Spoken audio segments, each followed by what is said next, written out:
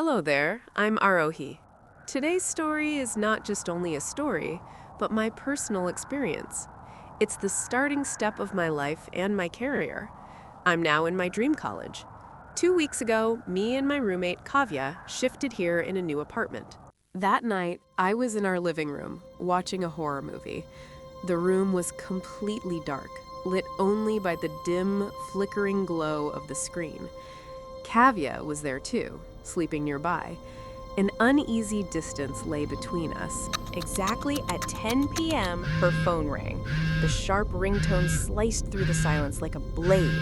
Kavya jolted awake, panic flashing across her face. She answered the call, but remained completely silent. Her face turned pale, as if all the color of happiness had drained away. Her hands became cold and her lips started shivering. Her eyes filled with tears, and her hands were trembling. It seemed like something terrible had happened. The call ends abruptly. The phone slips from Kavya's hand and hits the floor, and she became zoned out. Panic takes over her body. Maybe somewhere in her memories, she was reliving her happy days. She was still in shock. Her eyes were still wet. I was shocked too, and a little confused, so I asked her what had happened and whether everything was fine.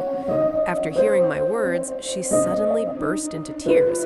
The call was from her home. There had been an unfortunate accident and someone close to her had passed away. She said she had to go. Her family needed her now. She even told me to pack my things too because I was going with her. I refused to go. She told me about the disturbing past of this house. I already knew about it, but I never believed in such things. So I made her believe that I was safe here and that she didn't need to worry about me. She was a little worried, but she agreed, and after some time, she left. She packed her bag and ready to leave. Before leaving, she tried more once that I came with her, but it won't work on me. After she left, the apartment felt much quieter than before. The silence was creeping me out. To distract myself, I continued watching the movie, and at the same time, I ordered my favorite pizza. Time crawled slowly. I didn't even realize when I fell asleep. It was almost 11:58 p.m. The doorbell rang. That sharp sound creeped me out, and I woke up suddenly. I opened the door. It was the delivery guy. He was a little weird. His face was completely pale, like there was no blood running through his veins. He was abnormally tall and very thin. His eyes were lifeless, like a dead body. His appearance was truly creepy. I was stunned for a few seconds. His eyes kept drifting toward the dark hallway behind me. He handed me my pizza. I just stared at him. He lowered his head slightly and whispered, "Why didn't you listen to your friend? Do you want to die?" I was frozen. I couldn't move my body. I didn't understand what had just happened. Before I could do anything, he was already gone. I didn't even realize when he left. No footsteps, no noise. He just disappeared into the dark corridor. I took a deep breath and slowly came back to normal. I returned to the apartment and locked the door. The room felt unfamiliar and much darker than before. My heartbeat started to race. Once again, I took a deep breath. I thought all of this was just my imagination, that I had simply gotten scared by the delivery guy. Ignoring it, I decided to relax and continued watching my movie while enjoying my food. I suddenly felt like something moved behind me. Maybe a shadow? I looked there, but found nothing. The walls looked different. They seemed much darker and older than before. I heard a noise. Maybe some glass had fallen on the floor and broken? The sound scared me. Gathering all my courage, I slowly moved toward the kitchen. It was completely dark, as if all the darkness of hell was trapped inside.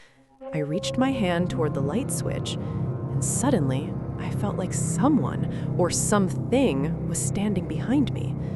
My blood turned cold. Fear rushed through my veins and spread all over my body. I was so scared that I couldn't move, nor did I have the courage to turn around. I could feel and hear something breathing behind me. I don't know what came over me, but I turned around, summoning all the courage I had. A big, twisted, shadowy figure stood there. A sharp pain shot through my chest. I felt suffocated and... Oh, it was all just a dream.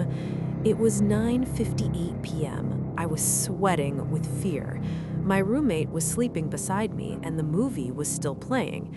I drank some water and changed the movie. At exactly 10 p.m., her phone rang. She sat up the same way as before. Every breath she took was exactly the same as before. My heartbeat dropped, and I started breathing heavily because she did everything exactly as it had happened in my dream. I asked her the same question, and she answered exactly the same. I was completely terrified. This time, when she asked me to go with her, I softly nodded yes.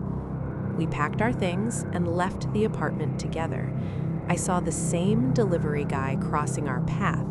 He stopped, turned around, and said, "So you chose to leave." He smirked, and within a blink, he disappeared into the darkness. We went together to Aarohi's house, and the very next day, I returned to my hometown. I didn't tell my family anything about this incident, but even now, I can't stop thinking about it. After a few days, I spoke to the owner and left the apartment completely. Even Aarohi left too. Later, we found out that a newly married couple had moved into the same apartment 2 months earlier. Strangely, the husband was found dead and the wife went missing. The husband had died of a heart attack. Neighbors said that before the incident, the couple often talked about a strange delivery guy who came every night, rang the doorbell, and warned them to leave the apartment.